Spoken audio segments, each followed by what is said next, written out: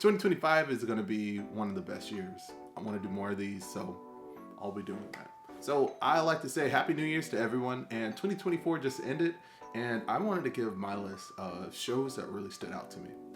Most of these shows I'll put on at least on my top 5, at least those are ranked, but there was a lot of good shows that I watched in 2024, and I wanted to do a small recommendation of shows that I think more people should be aware of, or more people should just have some form of watching, or if they put them on a list, like, hey, I have nothing to watch, and people say that a lot. So these are my shows that I'm going to recommend for you. Besides the top 5, none of these are in order, but let's dive in. So before we go into the 2024 shows, there was 2 shows that I really enjoyed, and I don't think necessarily they came out in 2024, but I found out about them in 2024 and I gave them a watch, and I absolutely loved them. Those 2 shows are, the first one, it was an anime, it was called Solo Leveling. One of my friends told me about that, and I was like, hey, let me check this show out. And when I did, I was hooked on it.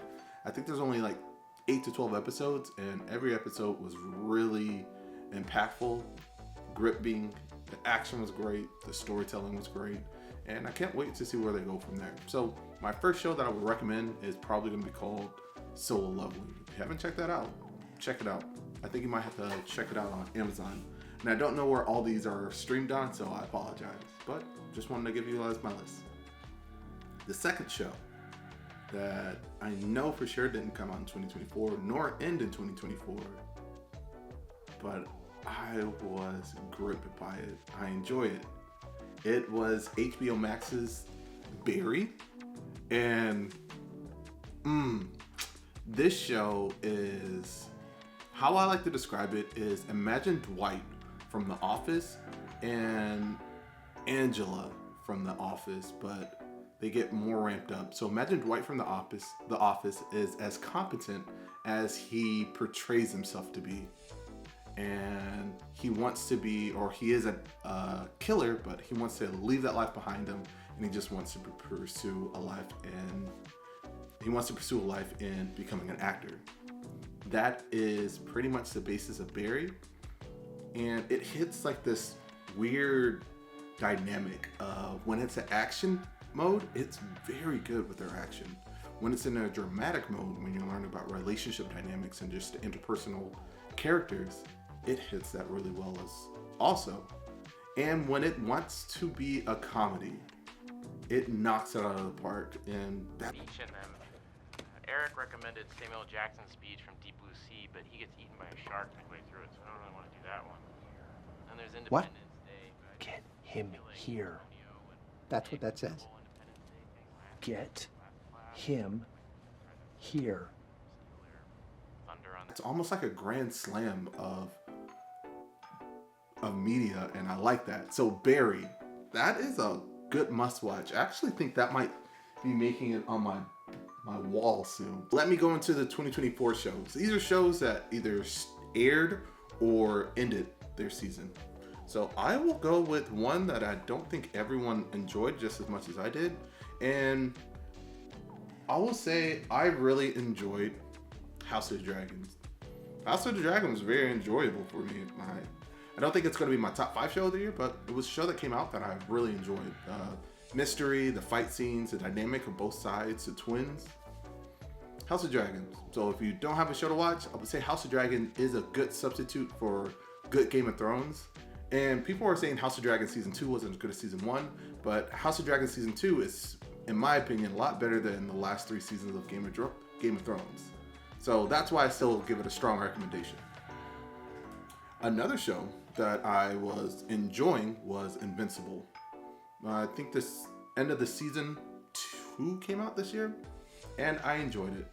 I feel like season 1 was far more superior, but there are some great mysteries and great storytelling that they do in this one. Omni-Man, Mark, the fight scenes, Rexplode, a group of great characters, bloody, just breaking the dynamic of what a normal superhero telling story dynamic is, while still doing something with time and multiverse.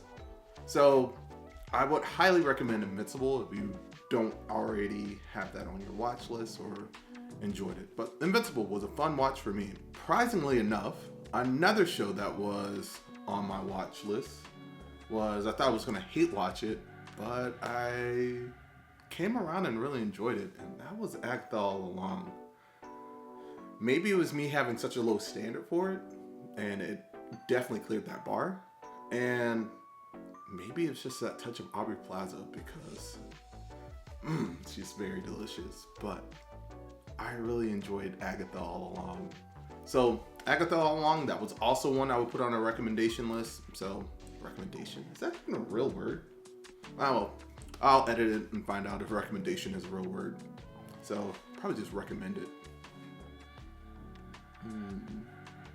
In the year, we also got a TV show that was a spin-off of a movie that I remember, and that was Mr. and Mrs. Smith.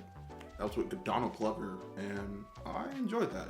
I know all these episodes came out at once, but something that I'm finding out about myself is I'm enjoying the week-to-week format a little bit more better than the binge.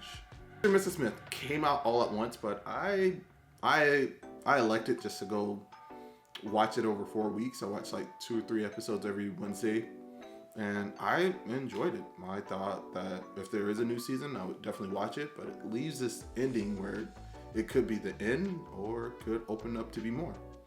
And I'm fascinated to see what they can do with this world. So, Mr. and Mrs. Smith gets a thumb up from your boy Shadow. Also, around this time, I think Baby Reindeer came out on Netflix, and I enjoy it. I would say I would hesitate to rewatch it because it's very dense material, but I caught myself really enjoying watching all the episodes of Baby Reindeer.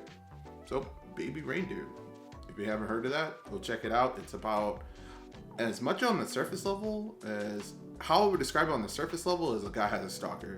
But going a little bit further into it, it's about a guy who kind of props up his stalker, and they both have a role to play in this situation. And I find it fascinating. It's about a guy who like realizes more stuff about himself as well, and the lady who's unpacking her own issues. So let me start off with The Boys. The Boys was still fun. I'm really loving it. But just like I've said, well, like probably the last like couple shows, their previous season was stronger. The Boys, I still really enjoying all this stuff, but Butcher's been sick for a really long time. We got to get some answers with that, and still it has all the same ingredients of just like nasty, gory, like oh, why would they do that? And superheroes are bad, and you've got these people who are still trying to overthrow them, and Homelander is still captivating. I would say his episode was probably my favorite of the season, where we got to learn his like psychology and how he was made. That's the stuff that I'm really liking. I don't know what it is, but the last couple of years I'm really big into like mental, like, and understanding the psychology of a character, and they're portraying him probably one of the best TV villains of all time, and I'm loving what they're doing with him. And let's go on to one of my final ones. My final ones that I will say before I go into my top 5, and I will go with The Bear. And as you can see, it's like one of my favorite shows. It made it on my wall. Yeah, right over there. And the reason why it's not in my top 5 is, while I love a lot of it, the character dynamic, the tension, like I'm on edge when I'm watching this, it just makes me feel like I was missing something. The way I'll describe this one is if you watch The Bear season 2, when I watched The Bear season 2 right after on the heels of the season 1, I felt like the first half of The Bear season 2 was like, this isn't kind of like the first season, and it kind of makes me miss it, and in some good ways. But the second half of The Bear was propped up based on everything that happened with the first half of the season. So the first half of the season set up something while establishing some more character dynamics and giving you more backstory. which really paid off for the second half of the season, which was great. Which is why I still love season 1 and season 2 of The Bear. Great. And you need the first half of the second season to make the second half of the second season even hit harder. But with season 3 of The Bear, how I feel like about the first part of season 2, I feel like all of season 3, for the most part, is more setup without the payoff. And you can have a setup, payoff, and still want more. This was like set up, set up, no payoff, but still wanting more. So I feel like I was a little off balance with this season alone. I feel like there's a great setup. There's great character dynamics. There's great character moments. There's establishing moments for some of these. And that is necessary when you're telling a story like this. So it's great. And I feel like season 4 might be the second part of season 2 in a way of saying that, where I feel like season 4 might just be all the payoff that was set up from season 3. And that's where I'm hoping. It ends off with like a big, like, hey, there's a big review. What's going on? We don't know. And everything's up in arms. And is she gonna stay? Is she gonna stay? Is he gonna go back with her? And seeing some really great character growth is something that I'm always loving when I'm watching TV shows. So The Bear, I feel like I'll hold off for season 4. Season 4, if it pays off, I'm like, hey, this show is still gonna be on the wall. If it's not, I might have to remove that poster. And I will do that. I'll be a person who will remove a poster. And one that just edged out of making it on my list is, I'm a big fan of Ted Lasso. I think I have another poster over there where it's the Diamond Dogs. But Apple TV is also coming out with another show, and what's called Shrinking is with Harrison Ford, Jason Segel, and it came out with one of my crushes. I totally forgot her name, but I'll put her up here. And you're so pretty, and I love you. And we would make a really great family one day. But I think that Shrinking is a really good show. What I love about Ted Lasso, it was fun and had emotional development with a lot of their characters. And I was really gripped by a bunch of their characters where I felt like, oh man, I really like him. I like Jamie. I like Danny Rojas. I like Ted Lasso. I like Coach. I like Beard. I like all these characters who just made a really great soup of a show.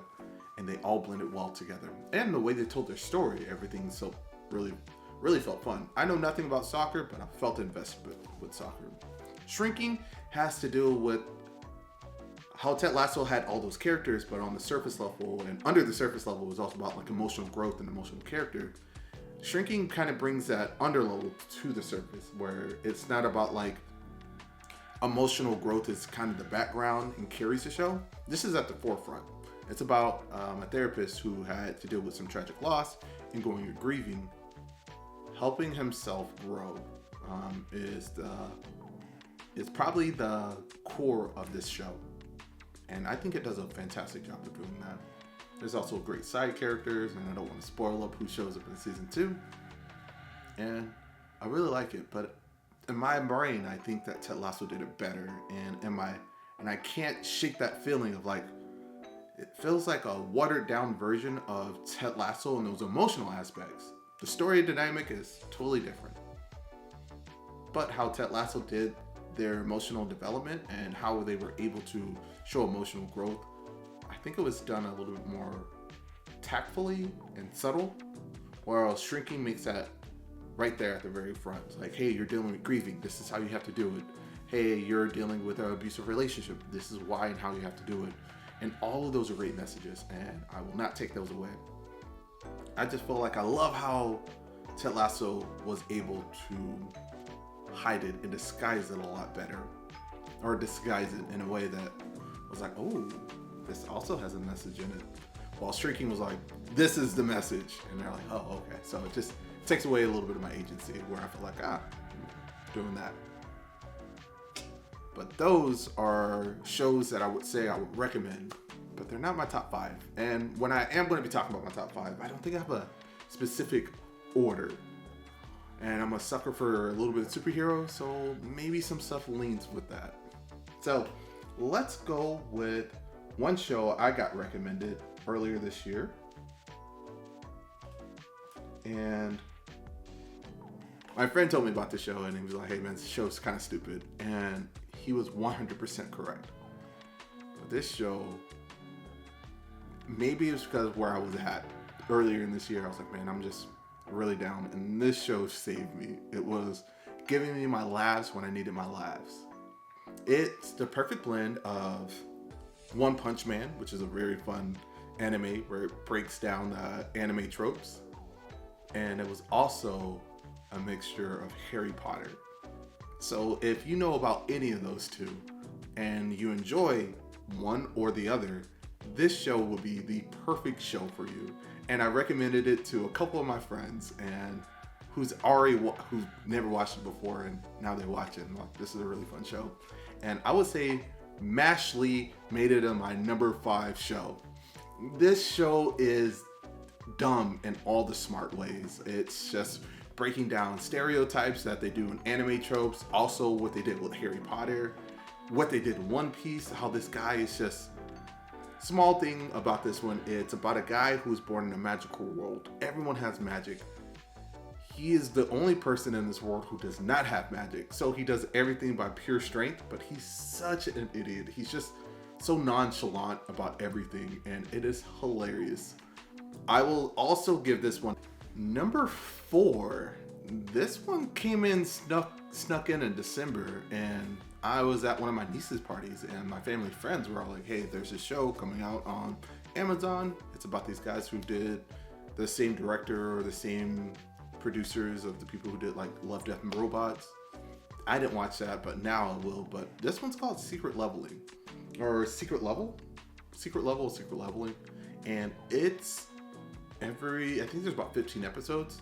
Each episode's about like 15 to 20 minutes. There's 1 or 2 that might be 8 minutes. And this is very fun. It's like every episode's almost like something to do with a game, and it's almost a game trailer, but it tells a really in-depth story. I would say the reason why this one made it on here, even though I almost didn't, was I will say the Warhammer episode, really good. The very first one was the Dungeons and Dragons episode, and there's one with Keanu Reeves, but I would say if you don't like an episode, just give it a little bit and go to the next one, and you'll be really refreshed. It's about like game trailers, and each one's like almost like promoting another game that might be coming out shortly. Really good. I would say check out Secret Leveling. My only drawback is the Mega Man episode. You watch it and you'll understand my frustration. Mega Man episode. Alright.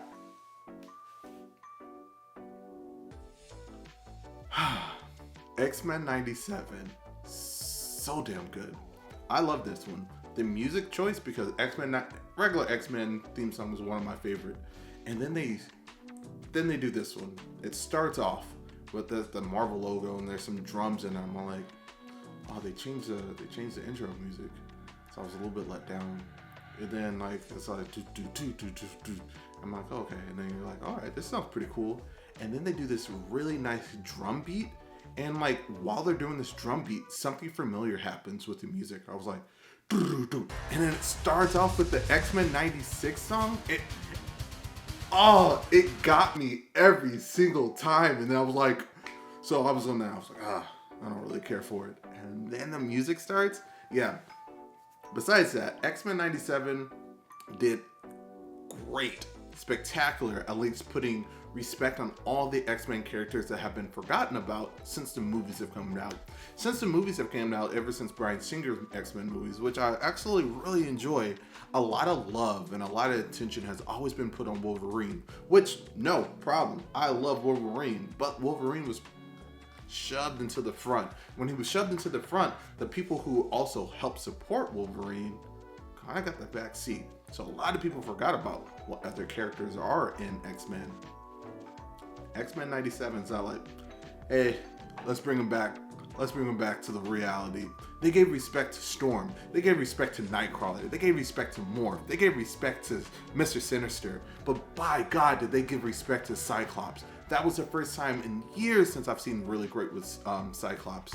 Even with TV shows prior than that, they came out like a Wolverine and the X-Men show where it's like, hey, why aren't you the leader?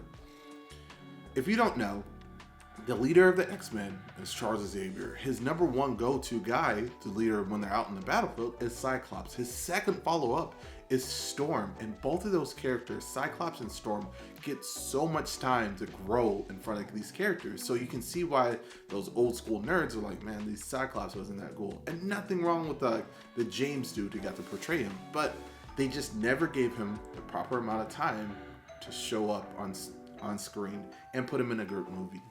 When he was in a good movie, they throw him out. Or they just made him the angry boyfriend. They didn't give him those leadership skills. And X-Men 97, I will say they do a lot of stuff well. I'm a firm believer. It's like, don't take the main character and give me a spin-off of them and not have it be good. And there's no way you can make that work. And let me tell you, I'm not that hungry because I have to eat my words. The Penguin. The Penguin is my number 2 for the year. And Colin Farrell does a spectacular job. The story of the Penguin I'm still one of those people like, hey, you can't have the villain without having the main superhero. How are we going to do this? The Penguin did a phenomenal job of making us realize, without making it also be like, hey, oh yeah, he's just an anti-villain, or he's bad, but he's keep on going up against worse people, so we can't really hate him. Where they do the Breaking Bad type of dynamic. They do the Maleficent type of thing. They are like, well, they're bad, but we just don't understand where they're coming from. I don't want to give too much away about the Penguin, but the Penguin had me gripped. I was looking for it week to week. It made me go to find such fun, very fun, like people who have their own opinions about what's happening. And yes, the Penguin, spectacular. I would highly recommend that. If you're a Batman fan, watch this. If you enjoy like The Sopranos or those gangster movies of old, or TV shows of old, this is a great one. But my final show of what I would say probably one of the best shows I've seen all year, the best show that I've seen all year, hands down, is Arcane. Arcane has great choreography, great storytelling, dynamics of factions that all go against each other, yet you understand why they're all driven. But you understand that they're driven for this trajectory that's going to conflict with another person's trajectory. So it's nice. It's not like this person's this person's right here, that way they can't let this other person. No, you get to see these woven stories that go in and out and do a phenomenal job. Arcane is gorgeously made. The acting's great. The voice work is great. Choreography is brilliant. And I love that they're doing something original. Netflix, you did a good job. Well, my last one, my best show of 2024, hands down, goes to Arcane. So, with that being said, let's go into 2025 and hope we get some more good shows. I was going to be thinking about doing a movie list, but I didn't really care for that many movies this year. While they were good movies, but nothing like really stood out to me. Like last year, my favorite movie of all time, Across the Spider-Verse. This year, I think Across the Spider-Verse beats every movie that came out this year. And I love Deadpool Wolverine, but I just don't know. But my name is Shadohero. These are my favorite shows of 2024. Let me know yours. And if you've seen any of these, just write me. All right. You guys have a great one. Until next time. Bye.